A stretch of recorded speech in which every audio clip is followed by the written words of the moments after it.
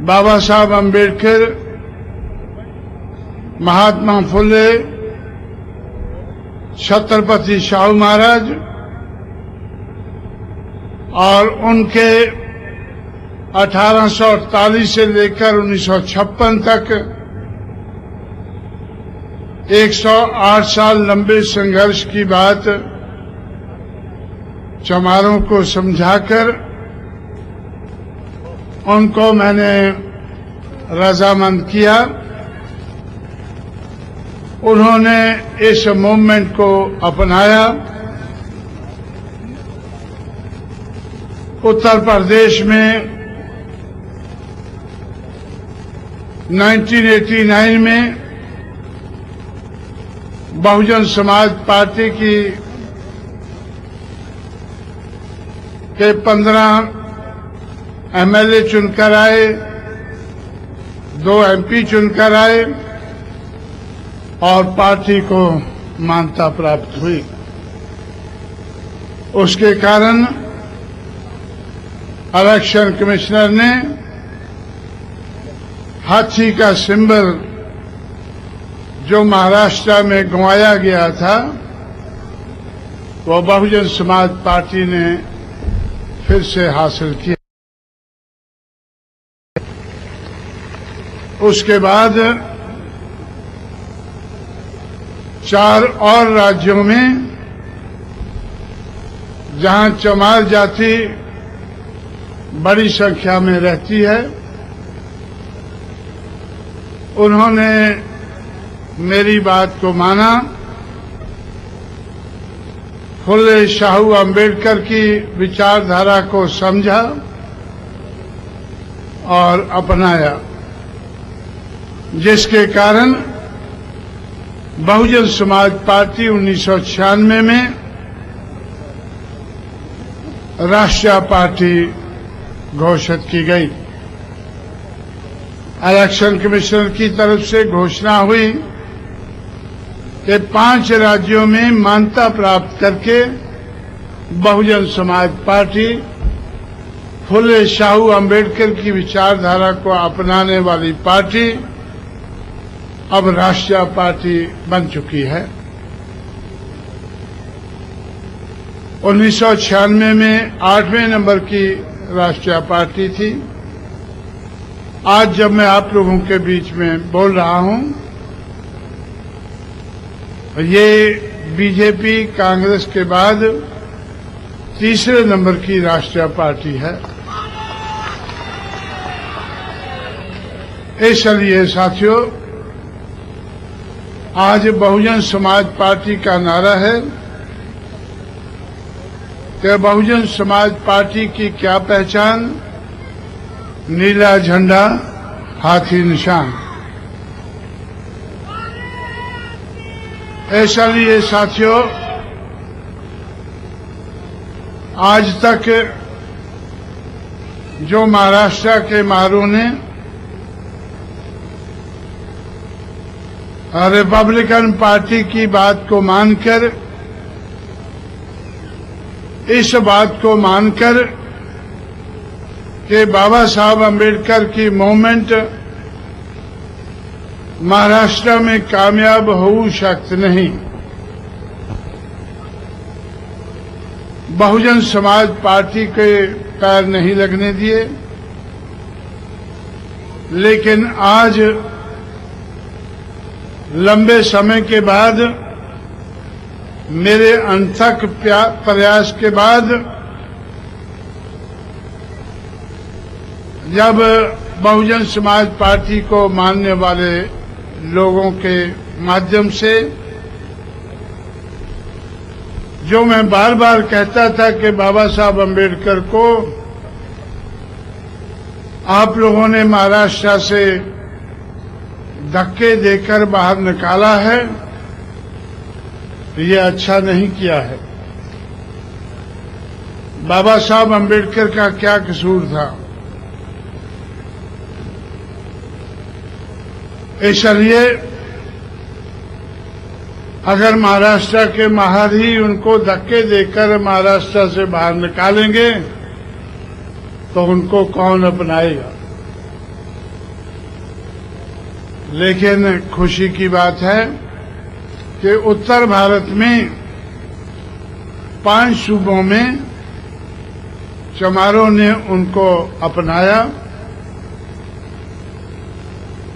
और बाबा साहब अम्बेडकर या फुले शाहू अम्बेडकर की मूवमेंट को अपनाकर बहुजन समाज पार्टी को राष्ट्रीय पार्टी बनाया, जो आज तीसरे नंबर की राष्ट्रीय पार्टी है। मुझे भरोसा है कि आने वाले समय में हमारे अनथक प्रयासों से बहुजन समाज पार्टी जल्दी ही तीसरे नंबर की नहीं, पहले नंबर की राष्ट्रीय पार्टी होगी।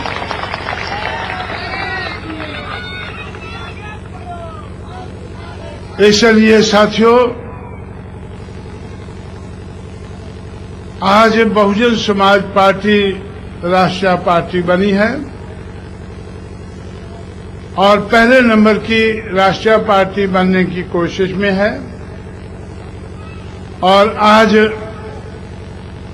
महाराष्ट्र के माहर भी मान चुके हैं कि बाबा साहब अम्बेडकर अगर महाराष्ट्र में घुस जाए तो हमें कोई ऐतराज नहीं है। इस रवैये का मैं स्वागत करने के लिए आप लोगों के बीच में आया हूं। जो आप लोगों ने अपना रवैया बदला है, जो महार नेताओं ने बार बार रट लगाई है कि बाबा साहब अम्बेडकर की मूवमेंट कामयाब हो सकती नहीं, और मैं कहता रहा कि हो सकता है, तो पिछले कई सालों से हो सकता नहीं और हो सकता है, इस बात में खींचातानी होती रही और आखिर आज आप लोगों ने फैसला कर लिया है कि हो सकता है। इस फैसले का स्वागत करने के लिए मैं आज आप लोगों के बीच में हाजिर हुआ हूं। और अब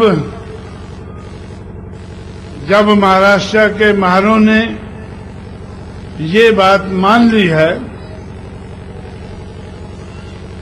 और मेरा काम आसान हो गया है कि जिस मूवमेंट को मैं फुले शाहू अम्बेडकर की मूवमेंट कहता हूं और आप लोग मेरी बात मानकर बाबा तेरा मिशन अधूरा, बीएसपी करेगी पूरा, फुले तेरा मिशन अधूरा, बीएसपी करेगी पूरा, शाहू तेरा मिशन अधूरा, बीएसपी करेगी पूरा, मेरी बात मानकर आप लोगों ने इस किस्म के नारे लगाने शुरू किए हैं तो मेरा काम आसान हो गया है। अब मैं फुले के मालियों को और छत्रपति शाहू महाराज के कुर्मियों को भी तैयार करके ये बात कहकर कि आज बहुजन समाज पार्टी, जिसको मैं आज तक कहता रहा हूं कि ये महाराष्ट्र की रूटलेस पार्टी है, आज मैं कह सकता हूं कि आज जब महर इसका बेस बन गया है तो ये बेसलेस नहीं, पार्टी विद ए बेस है। इसलिए मैं बाकी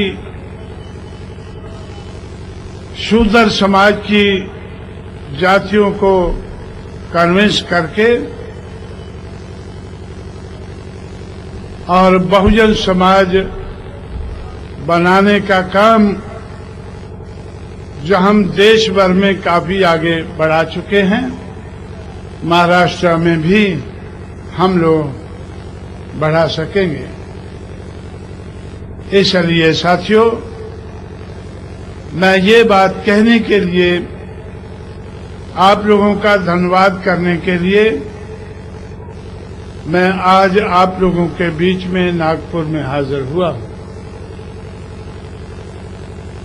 आज मैं आप लोगों का धन्यवाद करते हुए आप लोगों को भरोसे से कह सकता हूं कि आप लोगों ने अपनी जिम्मेवारी निभाई है, बाकी काम आप लोग मेरे ऊपर छोड़े। आपको रिपब्लिकन पार्टी के नेता कहते गए हैं कि ये काम हो शक्त नहीं, और मैं कहता रहा हूं कि हो शक्त है।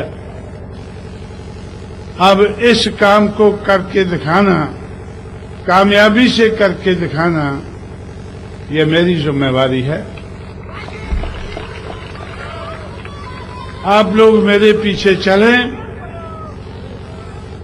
मैं आगे बढ़कर इस काम को करके दिखाऊंगा। महाराष्ट्र में फुले शाहू अम्बेडकर के मूवमेंट को आगे बढ़ा के दिखाऊंगा, और इसके आधार पर मनुवादी समाज व्यवस्था का मुकाबला करके मानवतावादी समाज व्यवस्था को आगे बढ़ाऊंगा। बाबा साहब अम्बेडकर ने हमारे समाज को सलाह दी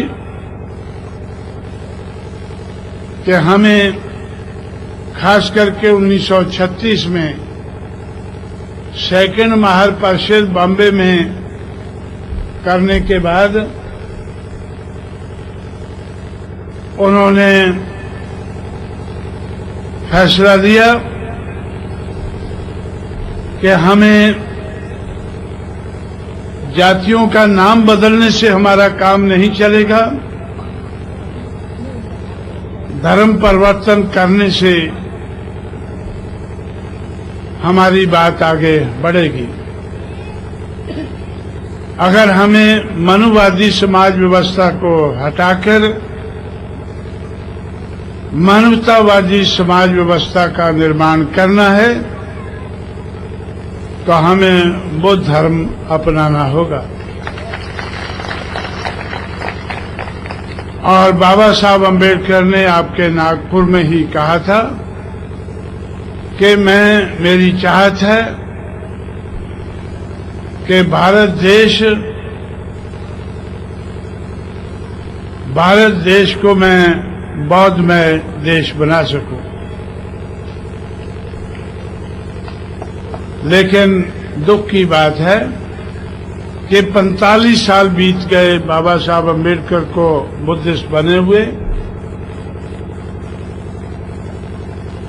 और 5 साल के बाद गोल्डन जुबली होगी उस कन्वर्शन की, और 5 साल के अंदर कोई जनगणना नहीं होगी। जनगणना तो 2001 के बाद 2011 में होगी, लेकिन 2001 की जनगणना के आधार पर बाबा साहब अम्बेडकर का सपना अधूरा भी नहीं पूरा हुआ है, आधा भी पूरा नहीं हुआ है। अभी तक भी 2001 की जनगणना के आधार पर 1 करोड़ भी बुद्धिस्ट इंडिया में, भारत में नहीं है। इसलिए मैंने और मायावती ने फैसला किया है कि 2006 में जब 50 साल पूरे होंगे बाबा साहब अम्बेडकर की कन्वर्शन के, तो हम लोग उत्तर प्रदेश में चमारों को सलाह देंगे कि आप लोग बौद्ध धर्म अपनाएं, और मुझे पूरा भरोसा है कि मेरी सलाह को मानकर सिर्फ उत्तर प्रदेश में ही 2 करोड़ से ज्यादा चमार बुद्धिस्ट बन पाएंगे। इसलिए बाबा साहब अम्बेडकर का जो दूसरा काम भी आज तक अधूरा रहा है, उसको भी हम लोग आगे बढ़ाएंगे। इसलिए आप लोगों को अपने बारे में सोचकर कि बाबा साहब अम्बेडकर का पहला सपना राजनीति में इस मूवमेंट को कामयाब बनाने का सपना, उसमें आप कहां तक पहुंचे हैं, और दूसरा सपना जो भारत को बौद्ध में बनाना चाहते थे, उसमें 1 करोड़ तक भी आप लोग नहीं पहुंचे हैं। ये जो कमी या कमजोरी आप लोगों ने दिखाई है, इस कमी और कमजोरी को दूर करने की जिम्मेवारी आज मैंने अपने कंधों पर ली है, और मैं इसको कामयाब बनाने की कोशिश में लगा हूं, और कुछ हद तक कामयाबी मिली है, और पूरी कामयाबी मिलाकर रहूंगा। इस भरोसे के साथ मैं आप लोगों को मुबारकबाद देते हुए आप लोगों को मैं भरोसा देता हूं कि आप मेरे पीछे चलें। आप लोगों ने बाबा साहब अम्बेडकर को महाराष्ट्र में घुसने की इजाजत दे दी है। अब बाकी काम मेरे ऊपर छोड़ें। जो रिपब्लिकन पार्टी के नेता कहते रहे हैं कि ये कामयाब हो सकते नहीं, उसको कामयाब करना मेरी जिम्मेवारी है। सिर्फ महाराष्ट्र में ही नहीं बल्कि देश भर में कामयाब करना मेरी जिम्मेवारी है। मैं इस जिम्मेवारी को जरूर और बड़े पैमाने पर निभाऊंगा, ऐसा आपको भरोसा देते हुए बहुत सी बातें जो मुझे कहनी थी मैं उत्तरी नागपुर में कह चुका हूं।